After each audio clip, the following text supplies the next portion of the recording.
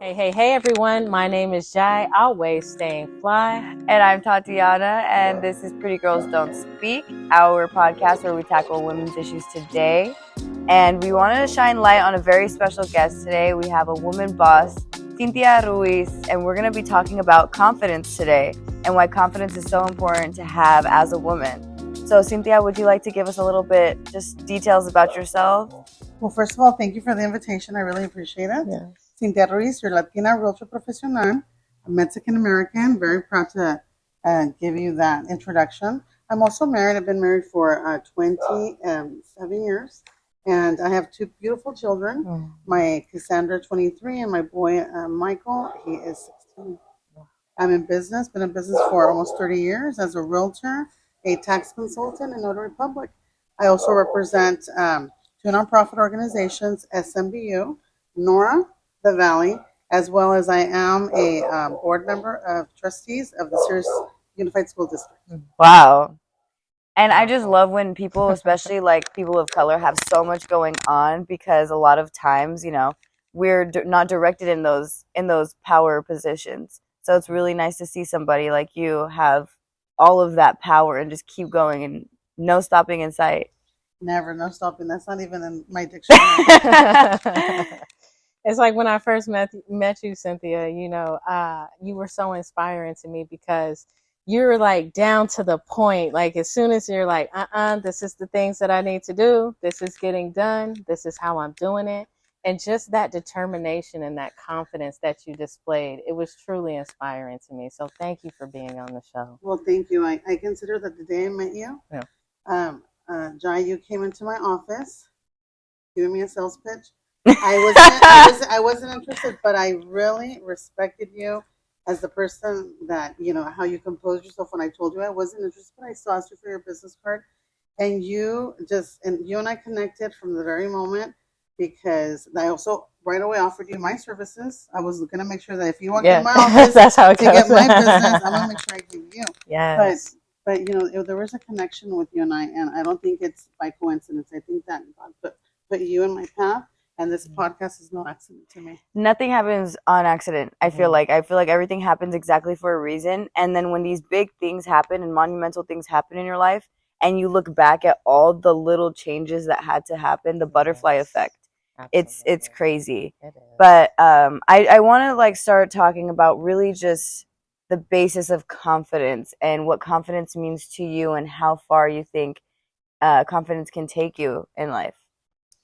First of all, to me, confidence comes from my inner faith. I believe in God, and the moment that my eyes open, the very first thing that comes to my mind is my faith. That I'm just so grateful to be blessed to wake up and have oxygen in my lungs, and that I could open my eyes and know that my presence is my family. So that's where confidence comes from. Yeah, that security. Yeah, and the other comes along with self-love. Like I love myself. Amen. I love myself. Amen. I'm not gonna say that I haven't had days where I didn't feel good, or I felt like pudgy, or I felt sad. But the confidence comes faith, love, and then that kick. You just kick yourself and you say, "You're gonna do this today." Like there's no stopping you. Like you said in the beginning of the podcast, like there's just no stopping us. And that's to me a definition of confidence: faith, love, and just determination. I think that kind of like ties together with everything that we've always talked about on this podcast. Is you have to have gratitude in your journey. You have to believe in something bigger than you. You know, like a lot of people don't believe in God. I believe in God. Jai believes in God. But all of our versions of God might be different. And as long as it makes us feel good, I think that's all that matters. Self-love, like you mentioned, is so important. Yes. Like if you don't have self-love and self-worth, you're going to let people walk all over you. You're not going to get to the places you need to get. We were talking about this before we started the podcast, but your family has influenced you a lot. My family's everything. Before coming here, I called my parents. My parents live in Texas. They're from Tamaulipas, and they retired in Texas, which is just 10 minutes away from Tamaulipas. And my mom is going to be 76. She's hot and beautiful. Hey. My dad is 74, and they taught me since I could remember. I think my youngest age to remember how I was built was probably 4 years old. Mhm. My parents were immigrants. They came here to the United States in 1969. And when they came here, well, the type of work that they were able to do was in the field. And my dad was working in the field. My dad buys my mom this Pinto, which was like brand new, little station wagon Pinto, and my mom would make tamales. And she would put them in the back of the car, and my sister and I, my sister was 6, I was 4, and she would tell us, both of you are going to get down, you're going to go down the field, and you're going to ask the people. It'd be like 5:36 in the morning. Like when we were little, but that's we were trained to do to get off and ask, do you want to buy tamales? And you said you were 6 and 4. You and your sister. Yes. Wow, so young. She would take me from the hand. Like my mom's watching us. It's just like 4 or 5 feet away. But we go to the people working. Like, would you like lunch today? Would you like to buy tamales and a soda? So my sister she would come back to the car, and my mom could hear what was going on. So my mom would hear so many tamales and so many sodas. My sister would carry the tamales, and I would carry the sodas. And it was a quarter for the soda and probably the tamales. I don't remember the price, but that taught us how not to be embarrassed. Like it's like if they say no, go to the next person until you sell a tamal and a soda. And I think that's where it came from, like how not to be embarrassed. How to have that confidence. That's confidence, right? Because somebody's gonna say no, but you have to go until somebody says yes. So imagine learning that when you're 4 or 5, 6 years old. Yeah, and like the story goes on. Like I don't know how much time we're gonna have, but if you ask me how long I was trained to do this, I guess now at my 52 years old, it was like that's the schooling I got. Yeah, real life experience, and I think that's so powerful because everyone hears a story about tamales, and then at the end of it, there is a deep-rooted thing that you learn, and it was not to worry about the fear of rejection or what people are viewing you as. You don't care; you're gonna get your money anyway. Exactly. Period. Yeah. That's exactly how it happened. This is what my mom told me to do, and at the end of the day, it happened, and it was sold, and the people they would think we were cute, but we had to do it. And I can only imagine being like 4 years old and just being like, hey, and getting some money in my hand, like, whoa, that's exciting. You're like, ooh. Like I love quarters. That reminds me of when I was little, quarter was so much. Yeah. So.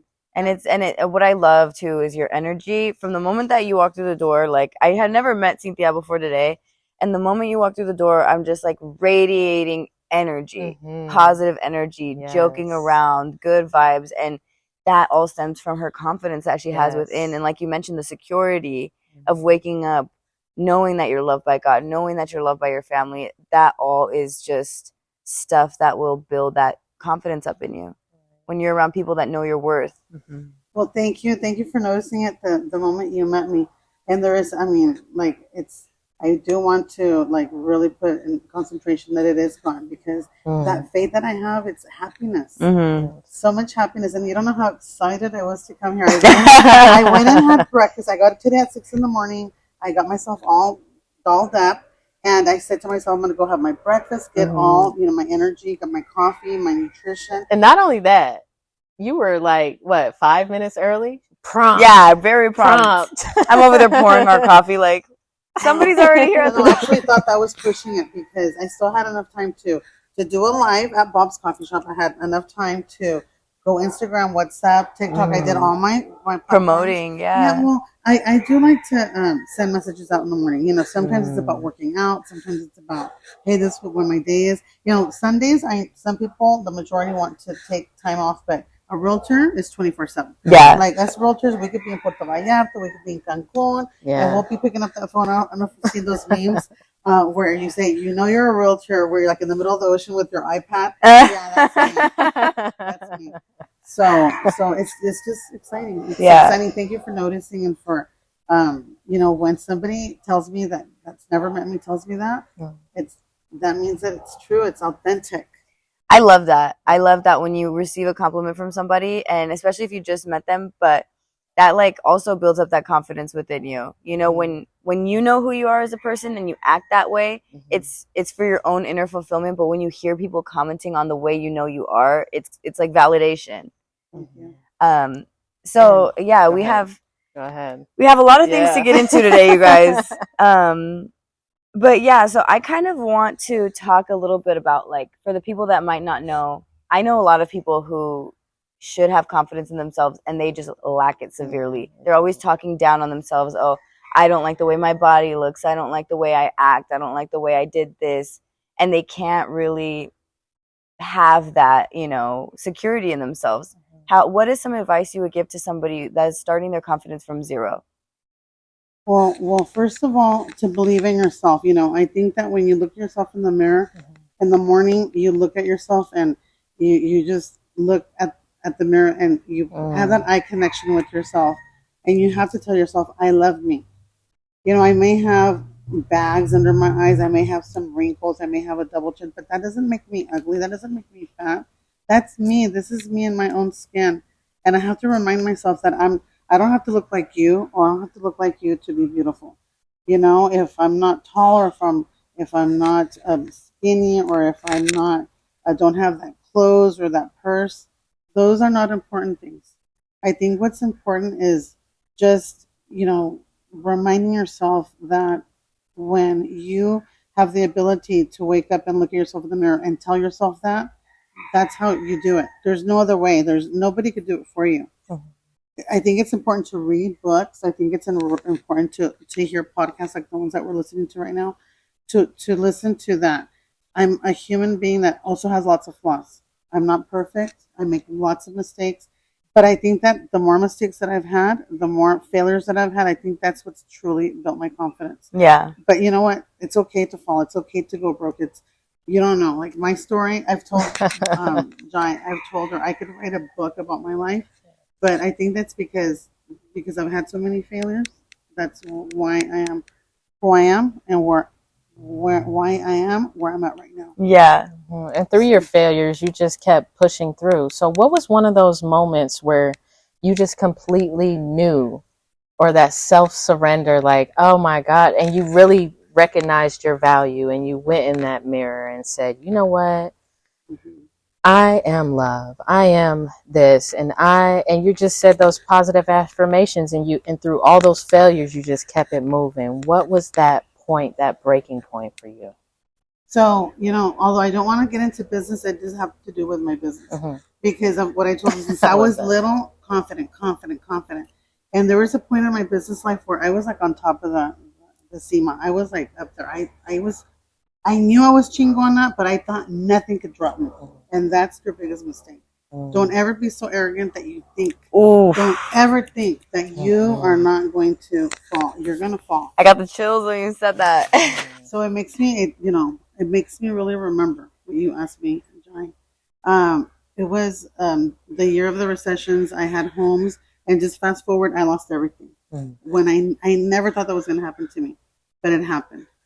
And when it happened, I remember not me being social bug, wanting to be home, remembering holding on to my bed because I knew I had to turn my house in, my custom home. I had to surrender it. It was going to go into foreclosure. And I thought possessions, things, and stuff. And when I knew that I had to give it up, I'm like, I am so embarrassed with myself. I am so ashamed of myself. Why did I let this happen to my family? Why? And then I went and got this coaching, that they had to remind me how to get back up because I was so depressed. I was at my biggest weight. I was unhappy. I was doing things I wasn't supposed to. When you say coaching, were you doing personal training or were you doing life coach? Personal training. It was a big group of people. My broker saw what I was going through. It was a brokerage, and everybody was living what I was living, but nobody was talking. Yeah. And guess what I did? I went to him and I said, I dreamt about having an office. I have the office. I dreamt about being a manager and having a team, and I have it. I have everything. But just like I had everything, the next day I had nothing. Wow. And I said to him, I had to file bankruptcy. I was so embarrassed. And he said, you know what? You're the first agent of everybody that's in. It's like, why do you feel like you're the only one? I go, because I'm letting myself down, and my clients and everybody. Like I said, I was this great ass realtor, and then look at me. And I felt like I was the only one. I felt like everybody knew. It was like embarrassing. But how did I overcome it? I went to this coaching class where I was around different people, and we were all there for different reasons. Somebody maybe had sexual abuse, maybe somebody had gone through a divorce and infidelity. Mine was I went broke. And everybody was like, you went broke and this and this happened. And that they called it arrogance. Like, you're arrogant. Like, they would look at you in the eye and say, that we're going to do an exercise and we're going to say what we feel about you without knowing. Just by, like you said, I feel the vibe. They felt my vibe. They're like, this girl thinks I would go dress up with my leather jacket. I look like this, and I was hella broke. But I said, just because I'm broke doesn't mean I don't have to look good.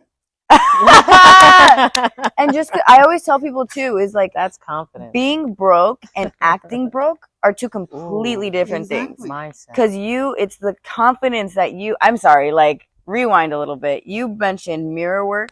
You've mentioned affirmations. Yes. You've mentioned physical exercise, gratitude, faith, all of these things that we always cover in our podcast. But at the end of the day, you also mentioned manifesting in visions and being humble. All of it is just, there's no right way to success. However, when you use all of these resources and these ways of thinking, it really can guide you to your path. And that's what happened to me, because once I went broke and I went to these coaching classes and these people didn't know me, and some of these people weren't professionals. They hadn't gone to school. They were laborers, and then I was probably the only professional person there. So I thought, what do you know? Like, and I was being arrogant. I was for a moment there, but then that's where I broke. And at that time is when I met the first group that was nonprofit. I was on Crozani Road, looking for myself. I had stopped having an office, and I was like lost, like a lost puppy. Like, what do I do now? I have no money. Nobody wants to buy real estate right now. What do I do? So my dad was working on Crozani Road. I would go and just sit at his office and say, well, let's see what I can learn from my dad and get back to basics. And I remember seeing this nonprofit group that were marching, and I'm like, I don't know what they're marching about, but I'm going to go right behind them. So I go right behind them, and then later I ask, what is this group about? They tell me what it's about. I join it, and I think that's where I started. I reinvented myself at that time. That was in 2010. The recession happened for me in 2007. So it took 3 years of depression, of being overweight, of not living a very good life. Things were not good. My husband and I are happily married, but we had a very rocky marriage at the time, because when you're broke and you're depressed, like, you blame him and you blame her and you blame them. And it's like, you know what? Just freaking face it. You did this to yourself. So when I reinvented myself and I started being in a nonprofit, I finally knew what it was to give back. Yeah. And ever since then, since 2010, we're 14 years later, now I have a home. Mi casa es tu casa. My home is your home. We have, vehicles. They're paid for. Nothing is owed. I have lots of happy repeat customers. Like I said, I belong to all these groups that I mentioned. So how happy or more can I be? I had to lose everything to gain everything back. I was just going to say that, like, the saying goes, you have to lose it all just to find yourself. Yes. And it's so precious that you actually found your accountability through community. Like, that bridged the gap for you. That actually got you on the road to be like, okay, it was love. And it was that pure faith that you had in yourself, in that community. Like, you believed in that group you were following. It was like, I don't know what it's for, but then that was the point where you actually got out of that depression, because you had love surround you. It was a community built that gap. I think that's a beautiful, beautiful story. I have a question for you, actually. How old were you when the recession happened and you lost it all? So I'm 52 right now. It was in 2007. Were you 52? Girl, you look good for 52. Okay, I remember how I was 36 years old. So something I want to share during the recession. And when you hear this part of my life, you're going to know why I also lifted myself. This is, besides faith and love, I'm going to tell you the biggest reason. When I was going through the recession, it was exactly 2007. And I was pregnant with my son, my son, Eduardo Michael. And my water broke when I was 24 weeks. And since that never happened to me with my first pregnancy, I didn't know what happened. So I go to the hospital and I tell them, this just happened to me. And I feel like I'm peeing and it doesn't stop. And they're like, no, your water broke. And I'm like, what does that mean? For real, I'm 36 years old and I really didn't know what that meant. They're like, yeah, your water broke. And I go, can you put a plug in it? Because I have to go to work tomorrow. It's Sunday like today. Yeah. And I'm in Human. I had spent the night at my aunt's house, and I was having just a leisure morning, washing some dishes. They're like, yeah, you are now here, and you have to stay here till the baby's born. I'm like, what? I'm 6 months pregnant. What do you mean? I have an office to run. Remember the arrogant part? That Yeah. was me at the hospital being, what do you mean? I have to go to work. I have to go take care of my agents. They're like, you are staying here until that baby is born, because if you don't stay here, your baby could not live, and if he does live, he could have Serious serious problems. problems. And I was like, reality sunk in. What really mattered. Oh my gosh! So guess how many days I was in the hospital? 30 days before he was born, in the hospital at Doctor's Medical Center. I was like, I have to be here, just laying here doing nothing. Oh no, bring my computer. My clients would come to the office. My real estate clients would come to the office while I'm like typing away. Okay, you want to refinance your house? Interest rates at that time. And this is after your water broke. Yes, in the hospital. Like, yeah. And I'm like, nurse, can you please tell the client to come in? And the doctor would say, oh, I'm sorry. If you want to leave right now because you're taking care of a customer. I'm like, no, doctor, it's okay. That's how I was in the hospital in July of 2007. That's when it was. So my son is born August 20th, and he has to stay in the hospital for about 2 months because he's only 2 pounds. He was born at 28 weeks, and I come out of the hospital, and nothing could stop me. Wow. But what stopped me when he was in the hospital, I would go home and I would think, okay, well, I'm already, I already lost the homes. I already rented a house, which I had never rented in my life. I had never rented in my life, but I'm like, you gotta start from ground zero. At 36 years old. At 36 years old. Some people are barely starting their lives at 36. Mine was ending. Yeah. That's how I felt. But my son brought life to my life. So because of him being born, he was the reason that I had to push through. Yeah. My daughter was a princess. She had everything named brand, but when he was born, he had hand-me-downs. All I had, diapers, was the only thing he got me, because everything was given to me. Because remember, we're broke. We have no money. This poor child is like, no, get poor child. He was so blessed because I didn't have to buy anything. People just kind of knew that I had gone through this, and they would give me used clothing, and I took it with a lot of humbleness. It's like, wow, what a blessing to not even have to spend money on my son. And well, the rest is history. Like I said, now he's 16. And I always remind him how fortunate he is to also, he's a miracle. Yes. And he's my miracle baby, and he's the one that helps me push through. Yeah. And of course, my daughter, she was my, also like, having her, was also happiness, and knowing that I couldn't give up, because if I wasn't giving up for him, I couldn't give up for her. And she sometimes reminds me, and she says, Mom, you're just so amazing. I'm like, really, Mia? She goes, Mom, you're so a warrior. And I think that's why my daughter is so successful now with her academics. She just graduated last Friday. Congratulations. Business administration. Yeah. But she's going into nursing, so she's like not giving up. She's also good for her. What else can I do to help people? She also wants to help. Yeah. So you're raising a strong, powerful woman. You're raising a boy as well. How would you raise, how do you raise your daughter, building that confidence in her? Or do you just lead by example? I do definitely lead by example, but I think she has seen me in my highs and my lows. She remembers. She remembers when we had the beautiful big house and all this stuff. She was only 6. But she's like, later when, we had to live at the rental for 6 years with my parents, it was hard. And she saw how much we had to push through, my husband and I, to get to where we are right now. So yeah, leading by example, but also having conversations. Right now that she's 23, we make time to have breakfast together, brunch. And she says, Mom, I'm so happy we have this now. It wasn't like this before. And I said, it wasn't? And she says, no, you were like so strict and so hard on me. And I'm like, well, nobody teaches us how to be parents. I did my best, Miha. Like, if I was too hard on you and I was strict with you, it's because I wanted the best for you. But now that you're an adult, and you do make decisions, but you have to make the right decisions.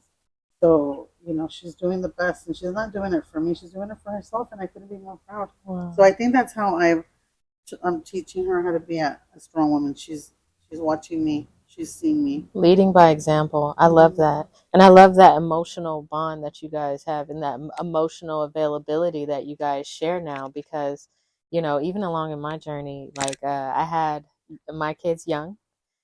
And I was never emotionally there. I wasn't emotionally available. So there was a gap there. So the older that we started to grow into each other, and they seen the ups and downs, so they know the hard times, they know the downs. But when we started to grow into each other and be emotionally there and aware of ourselves and of our relationship, that's when it all started blossoming. So just to hear you say that story for your daughter, congratulations. Yeah, by congrats. the way, That's something you're to be proud of listening, for sure. congratulations. Cassie.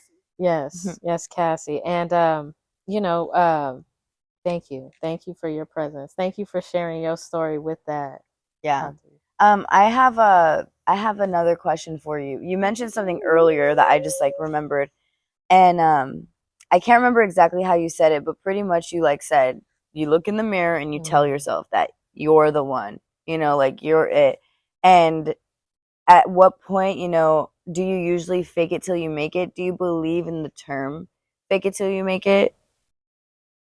I don't think so. I can't put fake in my repertoire. I can't She's like, I'm too real. Yeah, yeah. I don't know how to be fake. Yeah. Because I'm known to be authentic. That's what I'm known for. Like I'm what you see is what you get. Yeah. And this is the raw me, I don't think that faking is a good idea because it catches up to you as far as like let's say you want to have a certain status quo. Like I want to look like this, I want to be like that. But then if you can't keep up with that and it catches up to you, then somebody's gonna see the real you. And it's like then that's not good. For business purposes, can't be. Because when you're sitting in front of a customer and they're asking you a very important question, they're going to know whether you know the answer or not. They're going to feel it too. They're going to know that she's confident. She knows what she's talking about. But if you're faking that, later it's going to come up with the numbers, with the it's gonna come out on paper. Numbers don't lie. And since I work with numbers like selling homes and financing situations and taxes, you can't. So this is what I do when I truly don't know the answer to something, because I don't know the answer to everything. I tell the client, very sincerely, or the person I'm speaking to, whether it's business or personal, I don't know the answer, but let me find out. Yeah, being real. Let me find the solution to your problem. I love the challenge, but no, faking is definitely. I mean, I'll put it to you like this. This morning I was having breakfast, right? I told you I went to breakfast and to get myself all prepared for this morning, and I was having my delicious veggie omelet.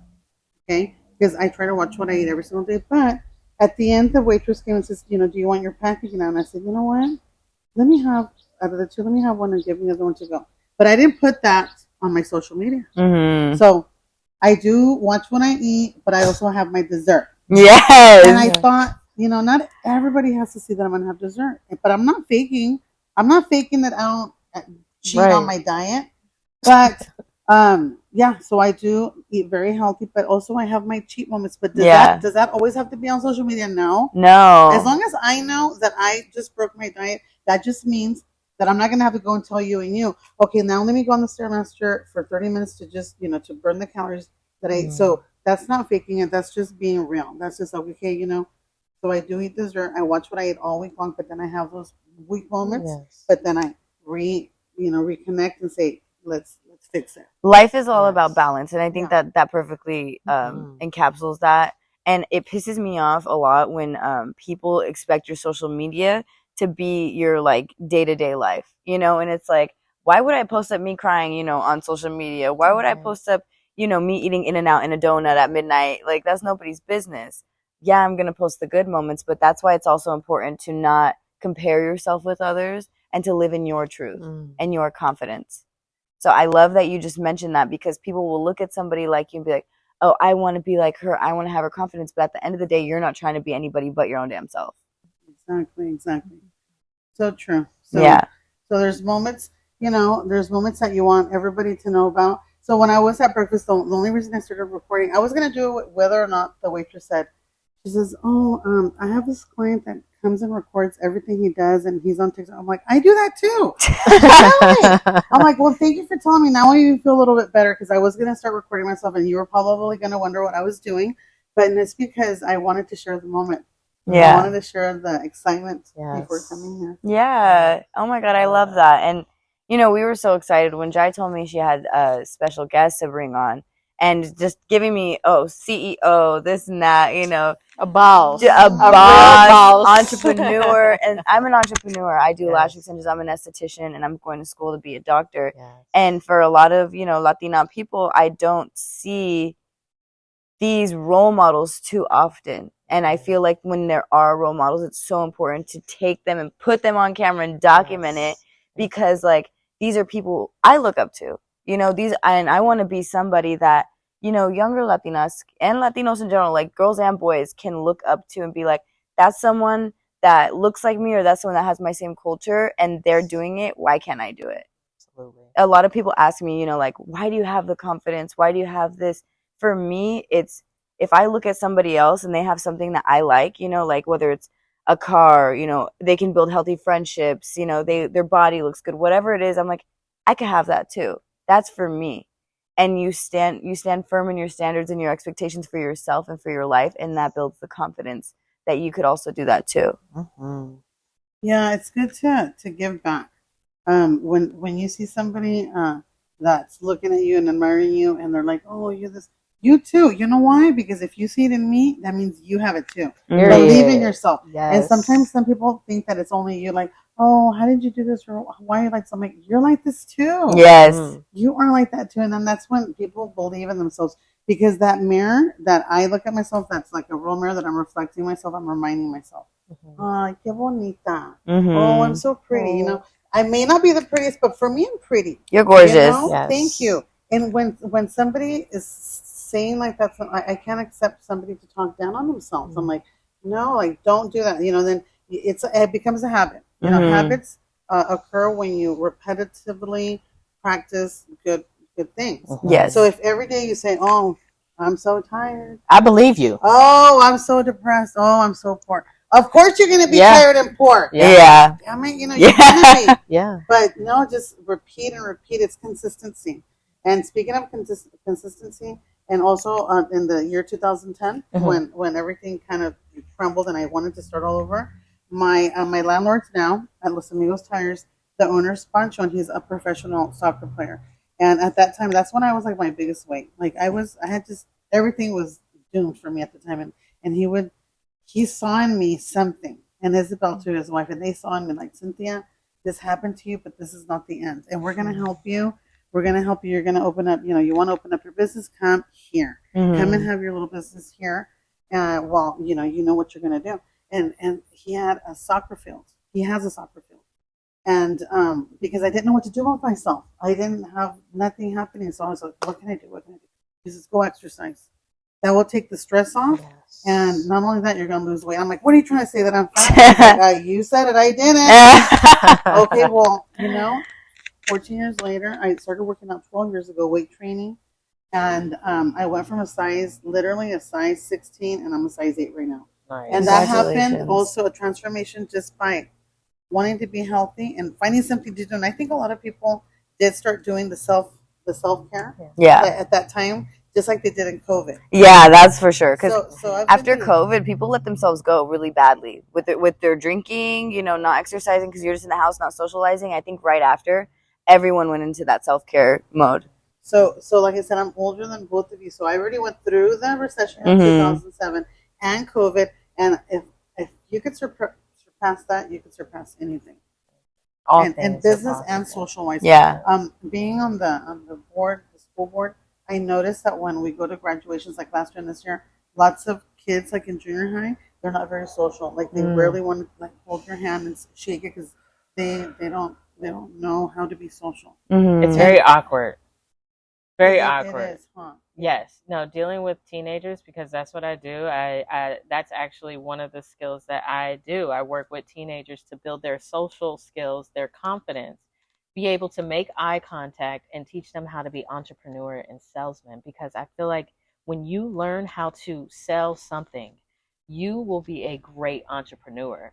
And that's what I teach the youth is like, salesmanship, confidence, like shake somebody's hand firmly, look them in the eye, and that builds that confidence for them to not feel like they're being judged because, the judgment that we receive, it's really self-judgment, like being self-conscious, like, oh my gosh, what is this person thinking about me?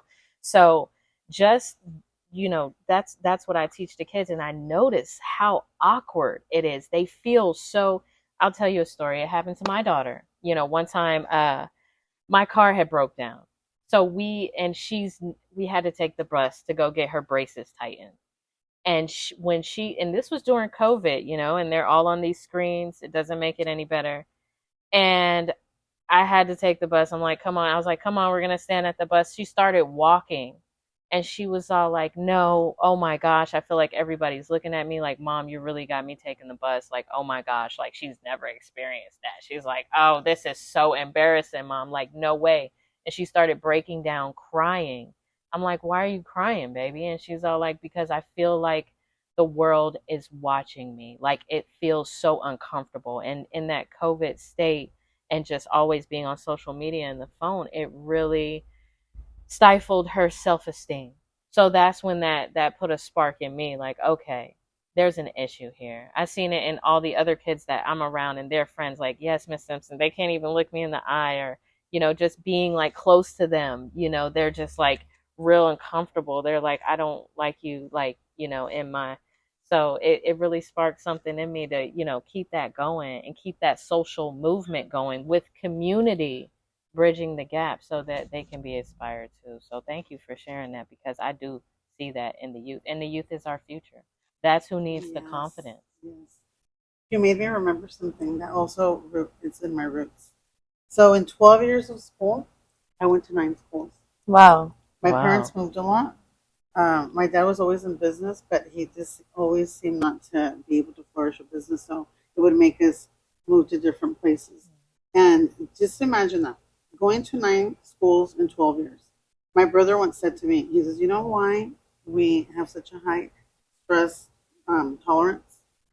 Because to go to that many schools, you know how many kids are staring at you? You know how many kids are looking at what you're wearing and making fun of you and bullying you because you're not dressed like them or because you're new. Luckily, we always spoke English. So our problem was sometimes you have the immigrant students that come to the country and don't speak English. Even they have it like triple harder. So that's why I think even if I went to 9 schools, at least I could defend myself. Yeah. So that's why it's hard to understand what your daughter is going through, because I didn't live that, but they have us to listen to these podcasts to understand that those things you could overcome. You could overcome not being social, and learn, little by little how to build the self-confidence, because that's, unless you want to be someone like that wants to work from home, not all the jobs you have to be out being social. That's why there's different personalities, right? Yeah. Have you heard the DISC, the different personalities? No. DISC. So D stands for dominant person. I is the influencer. S is the studying person. And C is like the person who focuses on, concentrates, calculates numbers. So there's those 4 personalities. And until you know what personality you are is how you're going to know in the future what type of career you may want to have. So you may not have known the type of, but look it up. Something very interesting. And if our kids learn those type of personalities, they'll know who's compatible to them and how to overcome situations.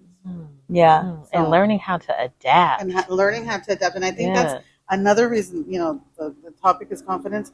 How else are you not going to be confident when you have to go to a new school and be like, hey, what's up? This is Cynthia. Hey, don't mess with me, because if you mess with me, I had to be like kind of tough too, because if I didn't defend myself, then they were going to, attack me. So I guess I always was the boss when I showed up at school, whether it was 5th grade, 7th grade, 8th grade, 10th grade, like until my 2 last years is finally I got to graduate from Series High, which right now that graduations, every time I go to a graduation my 2nd year with board, I always get very emotional when it comes to the shaking hands of the children, because you see some of them even put both hands, and I'm like thinking, this is going to be a successful student. When they look at me in the eye, congratulations, great job. But then you have those that don't want to look at you, and some won't even take their hands out of their pocket, and I respect that.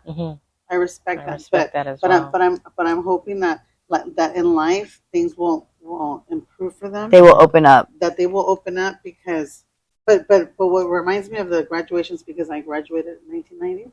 My dad didn't go to my graduation, although my dad's always been a very great influence on me. My parents didn't know the importance of education, so I'm very proud of both of you. I look up to both of you for being Thank you. educated and doing what you're doing for our community, and what you're going to do also to serve patients, and what you beautify us as well. Yes. But my dad, it always sticks to me that he didn't go to my graduation, and he didn't do it on purpose, but it always hurt me. And but why I didn't finish school is my fault, because I procrastinated and I just didn't put myself to it. But that's okay. My daughter's doing it. You did it. The students to come are our future. So I may not have like the degree and the school, book smart, but I think I'm pretty, street smart. Yeah. I've learned a lot through life and my experiences. So I hope that everything that I've shared with you today resonates with you, and whoever's listening, don't give up. Always have lots of confidence in yourself. Have faith, first of all. Believe in something bigger than you. Have self-love. And always remember that if you are just blessed enough to wake up in the morning and have that fresh air like today, this beautiful backyard that we're sitting in, you are beyond blessed. Oh my God. I really hope and pray that you guys surround yourselves with like-minded individuals that make you feel empowered, make you feel beautiful, make you feel strong. Like these two beautiful individuals I have with me today. Like the energy in here is just always high, and that really is one of the first steps to success, is being with people who are successful and who, really built themselves from square one. We've all been through our own traumas and insecurities and doubts and whatever, but like you said, is like believing in something bigger than you, affirming who you are and believing in who you are, and never giving up on yourself. Never taking no. Never giving up. And step into your confidence today. We encourage you to step into that joyous place that gets you going and gets you motivated, and connect. It's good to connect with community. So, hey, you know what?